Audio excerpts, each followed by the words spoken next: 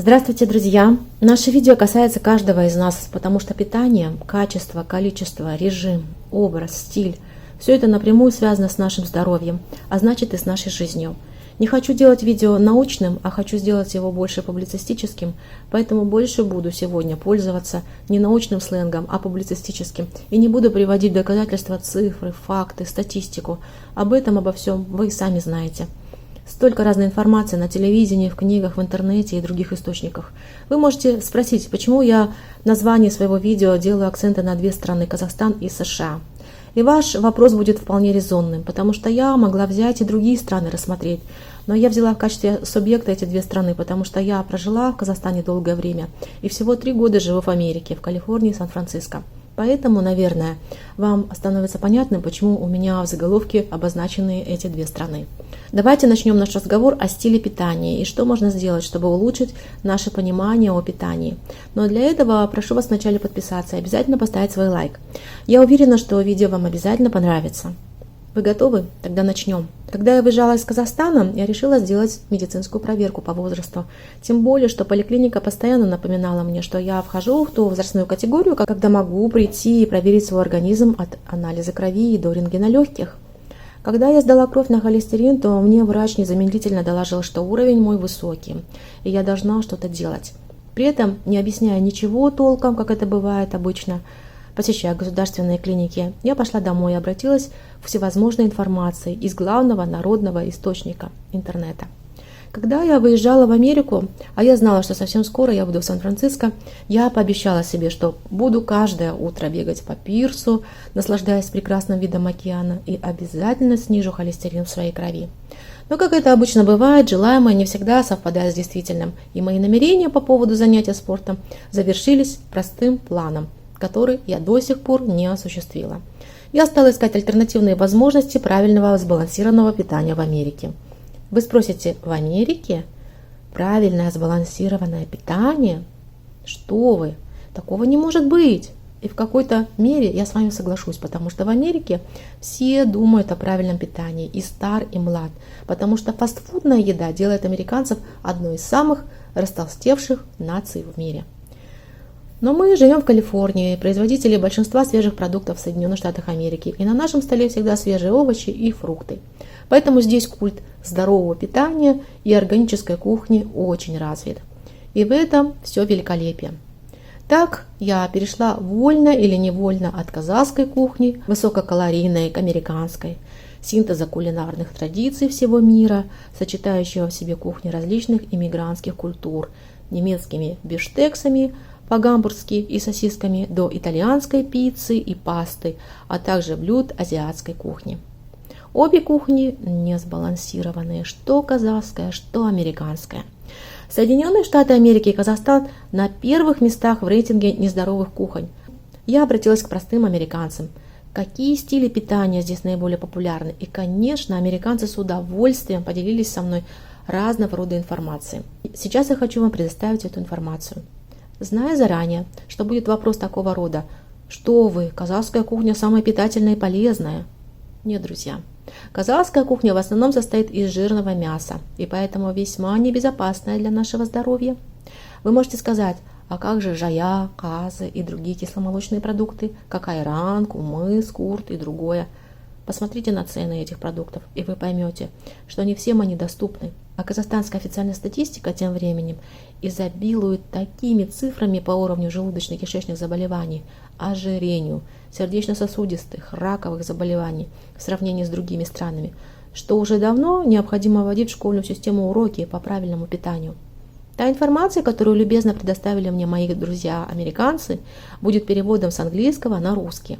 Просмотр этого видео в YouTube составляет 1 миллион. Сначала давайте разберемся с понятием «стиль питания».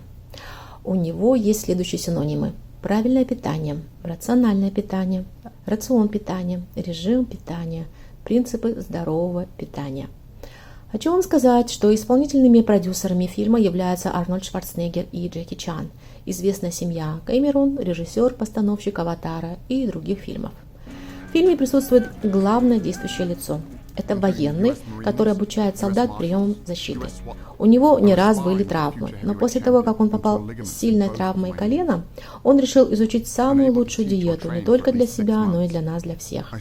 Он обратился к археологическим данным, а именно к специалистам, тем, кто занимался раскопками людей Древнего Рима. А также он обратился к специалистам-химикам, кто мог дать разъяснение, какая диета превалировала у гладиаторов. И что же в итоге? Были изучены 5000 костей 68 гладиаторов. Ученый-химик говорит: мы обнаружили в поперечном сечении кости высокий уровень минеральной плотности. Это указывает на то, что у гладиатора были интенсивные тренировки и высокое качество диет. Это способствует усилению мышц и костей. Мы даже назвали их ардеарии, те, у кого была бобово-ячменная диета. И мы теперь знаем различные ресурсы еды, дающие различные составляющие. Стронциум в костях. Высокий стронциум в основном у вегетарианцев, низкий стронциум у тех, кто кушал мясо. Если это был низкий уровень стронциума, то пламя просто было голубого цвета. Если высокий уровень, то пламя становилось красным, переходя из синего. Гладиаторы были преимущественно вегетарианцами. Это взорвало мозг, говорит наш герой фильма. Это было противоположным тому, что нас учили о питании. Этой диеты придерживается и Конор Макгрегор. Он кушал мясной стейк и утром, и днем, и вечером. А его противник, Найт Диас, был совершенно противоположным Макгрегору. Чем? Во-первых, Макгрегор готовился к этому бою основательно и давно, в то время как Диас принял бой с 11-дневным уведомлением о предстоящих боях. Диас имел вегетарианскую диету. Макгрегор говорил в знаменательный день перед боем: «Я лев. Посмотрим, что может иметь мой друг, маленькая газель». Это он так называл своего соперника. Макгрегор жил стереотипами. Они в значительной мере универсальные. Герой этого фильма говорит: «И я решил посмотреть атлетов с диетой, основанной на растительности.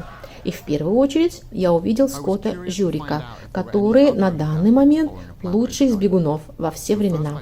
Скотт строил свою карьеру, бегая экстремальные дистанции в тяжелых местностях. Он завоевал много престижных наград, в том числе Бадвейтер марафон, пробегая засушливую калифорнийскую пустыню 135 тысяч километров с температурой 130 градусов. Вот что он говорит: «Я тренировался в Западных Штатах. За моей спиной сотни миль пробежки. Я перешел на растительную диету давно. Вначале я сомневался, даже когда оставалась 1 неделя до пробежки. Возможно, я должен был кушать мясо, но я придерживался растительной диеты от начала и до конца пробежки. И я побеждал ряд пробежек 7 лет подряд. И не было вопросов, потому что растительная диета была источником моих побед». Герой фильма говорит: «Когда я встретил Скотта, он готовился к огромному вызову в его карьере. Он уже освоил соревнования на выносливость. Скотт сейчас готовится, чтобы тренироваться на самого быстрого человека на Апалачской тропе с дистанцией 2200 миль». Скотт говорит: «Я хочу взять рекорд за 47 дней и 11 часов. 2 марафона в день через сложную местность». Ему было достаточно энергии. Мы обратились к доктору Джеймс Лумис, кто был частью 2 побед на чемпионатах World Series и Super Bowl. Что я в итоге понял? Я нашел простую старую истину о питании. Ты можешь пойти на ужин перед игрой, и ты можешь увидеть это угощение. Здесь может быть и стейк, и курица, потому что это потребление дает много протеина. Это поддерживает энергию игроков. Энергия для упражнения приходит к нам из углеводов в форме глюкогена. Глюкоген строит наши мышцы. И когда мы теряем эти углеводные калории в протеиновых калориях нашей диеты, в конечном итоге происходит то, что хронически истощаются углеводы и глюкогены. И к каким это приводит результатам? Это приводит к хронической усталости и уменьшению выносливости. Автор видео говорит: «Я хочу узнать, каким образом мясо дает энергию». Давайте вернемся в 1800-е годы, когда известный немецкий химик Левигза выдвинул гипотезу, что энергия для мускулов приходит от протеинов животных.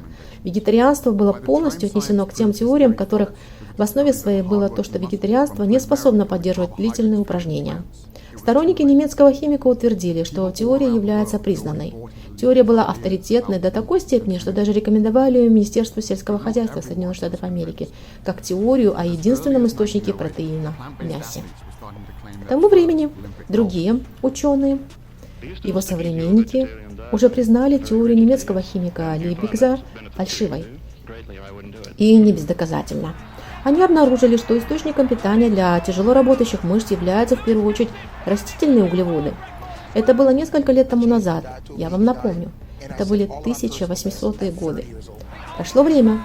Люди во всем мире распространили идею Лейбнигза о мясе и энергии. Но не для некоторых. В истории было много спортсменов, кто придерживался растительной диеты. В современный период к этому числу можно отнести и молодую австралийку Морган Митчелл. Она была 2 раза чемпионкой на дистанциях по 400 метров. Она говорит: «Это было трудно, не буду лгать. 200 метров – чистая скорость. Остальные 200 метров – тренировка скоростной выносливости. Выносливость именно в ногах. Особенно последние 50 метров я буквально молюсь, потому что молочная кислота бьет сильно. Ты должна быть выносливой». Морган Митчелл еще представляет Австралию на Олимпийских играх в 2016 году. Девушка отмечает: «Многие люди сомневались во мне, когда я начала вегетарианскую диету. Но мой уровень энергии растет невероятно. Мое железо, мое B12. Люди могли бы сказать, что, возможно, это неполноценно. Но у меня всегда найдется им ответ. Я думаю, что я точно могу сделать так, чтобы побеждать их на трассе. Идти вперед. Это значит изменять вес. Ты нуждаешься не просто в энергии, ты нуждаешься в силе, иными словами, в протеине. Я могу поверить, что те спортсмены, о которых я говорю, имеют этот протеин из растений. Я считаю, одно из заблуждений – это то, что в спортивном питании мы имеем протеин от животных, в частности из мяса. Заблуждением является и то, что именно это делает нас, людей, сильнее и приводит к большим результатам. Это просто неправда, говорит врач. Все протеины, которые приходят, когда ты кушаешь мясной стейк или гамбургер, откуда приходят? Приходит из растений, что кушает корова. Автор видео продолжает. Я был удивлен, когда узнал, что все протеины происходят от растений. Корова, свинья, курица – это просто средний элемент между растением и человеком. На самом деле, последние исследования, которые сравнивают потребление питательных веществ, говорят, что человек кушает мясо. Мясо принадлежит животному, которое ело растительность. Покажем среднестатистического человека. Интересные факты. Оказывается, тот, кто ест столько мяса, как я, все равно нуждается в протеинах из растений. Атлеты нуждаются еще в больших протеинах, чем все мы. Я просмотрел большое количество исследований и сейчас объясню вам, что находится в большинстве калорий. Я поел. Я все еще получаю больше, чем достаточно протеинов, чтобы строить и поддерживать мускулы. Например, 1 чашка чечевицы или 1 сэндвич с маслом имеют больше протеинов, чем 3 унции мяса или 3 больших яйца. Что насчет качества протеина? Я всегда слышал, что растительные протеины второстепенны. Но несмотря на это, протеины всегда сильнее, чем аминокислоты, потому что аминокислоты не могут строить наше тело. Существенные аминокислоты мы потребляем из еды, и аргументы о том, что протеины животного происхождения выше качеством, чем протеины растительного происхождения, не завершены. Когда Диас вошел в клетку, он почувствовал удар по лицу от Конора Макгрегора. У организаторов ставок в Вегасе Диас оказался проигравшим со счетом 4-1. Диас ударяет Макгрегора снова с правой стороны, и теперь левой, и снова с комбинациями. Диас пытается прийти к финишу с тем, что Макгрегор получает удушье от него. Он это сделал. Диас победил Макгрегора. Диас потряс весь мир. «Как ты себя чувствуешь?» – спрашивает комментатор. Макгрегор выступает. Это была битва энергии, и он лучше, чем я. А вот еще один эксперимент, который поможет дать ответы на наши вопросы. Эксперименты проводились доктором Вогелем. Он сопредседатель Национальной футбольной лиги, занимается сердечно-сосудистыми заболеваниями. Говорит доктор Вогель. Что ты кушаешь непосредственно перед атлетическими упражнениями? Оказывается, питание имеет непосредственное воздействие на твою игру. Здесь прямая корреляция между питанием и эндотелиальной функцией. Эндотелий – это выстилка кровеносных сосудов. Она регулирует кровяной поток в организме. Это определенная группа мышц или орган, нуждающийся в большом кровяном потоке. Она расширяет, открывает кровяной поток. И когда эндотелиум разрушается, кровяной поток не идет, он останавливается. Все это влияет на спортивные результаты. Субъектами теста были 3 бейсболиста с Майами Дельфин клуба: Майк Томас, Гриф Воллен, а также Кенни Стилс. Все они из одной команды. Сегодня мы будем есть 3 буррито на завтрак с большим количеством протеинов. 2 из них будут с протеином животного происхождения и с жиром. 1 из них будет с курицей, другой с мясом. 3 будет просто с протеином растительного происхождения, просто с бобами. Там есть небольшое количество авокадо, оно тоже имеет растительный ресурс. На завтра этих же спортсменов покормили буррито, только всех 3 с бобами, вегетарианскими буррито. Мы с нетерпением ждем, как воздействует эта еда с разной начинкой на совершенно одинаковых людей. Итак, здесь еда с мясом. Он слева, с курицей справа, в середине просто буррито с бобами. Гриф имеет 4-летний план по растительной диете. Он имеет буррито с бобами 2 дня подряд. Один из них говорит: когда мы выезжаем на выездные игры, мы кушаем только жареную курицу. Мы питаемся в специальной закусочной Popeyes. Мне нравится есть в Popeyes. Я буду есть в этой закусочной каждый раз. 2 часа после еды спортсменов попросили сдать кровь для исследования. Затем пробирки с кровью положили в центрифугу. Посмотрите, кровяные клетки в пробирке спустились вниз.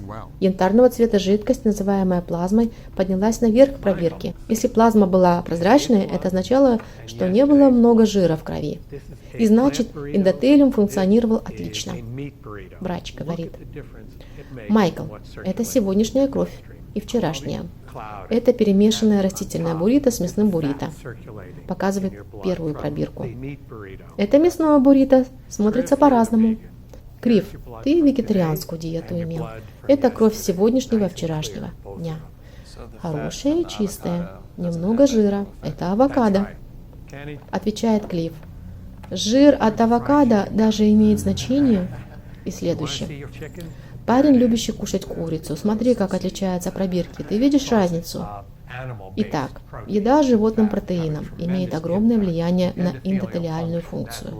Эти анализы мы видим после 6-7 часов, как вы поели.